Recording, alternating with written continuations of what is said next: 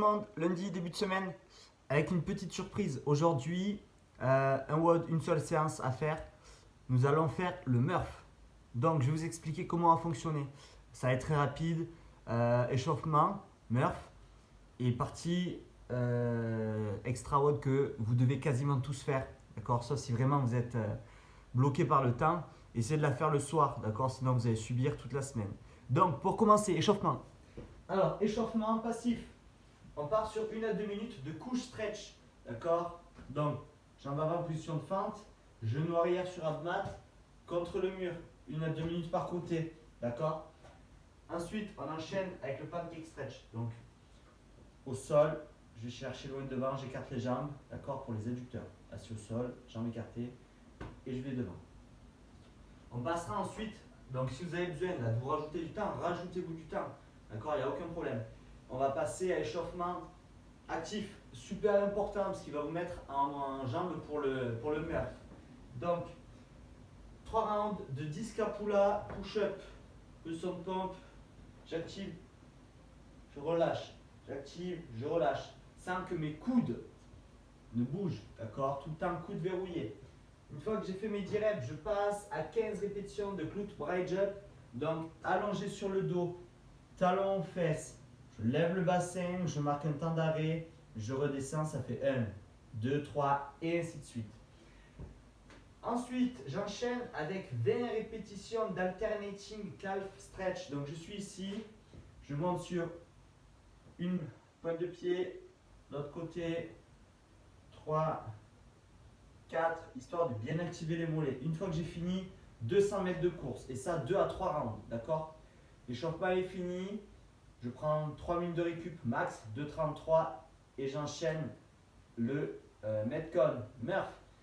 Soit vous le faites classique si vous avez une barre de traction, donc 1,6 km de course, ensuite sans traction. Si je peux, je me mets sous une table, d'accord, et je fais comme du ring row, d'accord, donc allongé sous une table. Tout mouvement qui est similaire à un ring row peut être utilisé. 200 répétitions de pompe, 300 répétitions de squat et je finis par 1,6 km. Vous avez la possibilité de faire 20 rounds de Cindy. Cindy, c'est 5 tractions, 10 pompes et air squat. D'accord. Donc 20 rounds de Cindy. Si vous voulez le fractionner, il n'y a aucun souci. Ensuite, les scales. Si je n'ai pas de possibilité de faire de traction ou que je n'ai pas de possibilité de faire d'exercice de tirage, je vais remplacer par 2 façons de scaler. Tout d'abord, la première, on part sur des pompes d'abord. 100 pompes, 200 sit-up et 300 air squat. D'accord.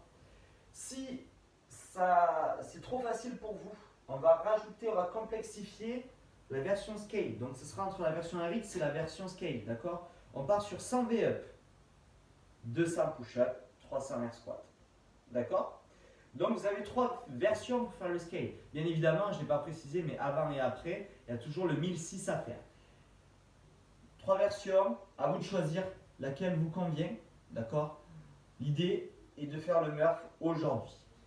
L'extra WOD à faire par tout le monde, c'est super important pour aujourd'hui.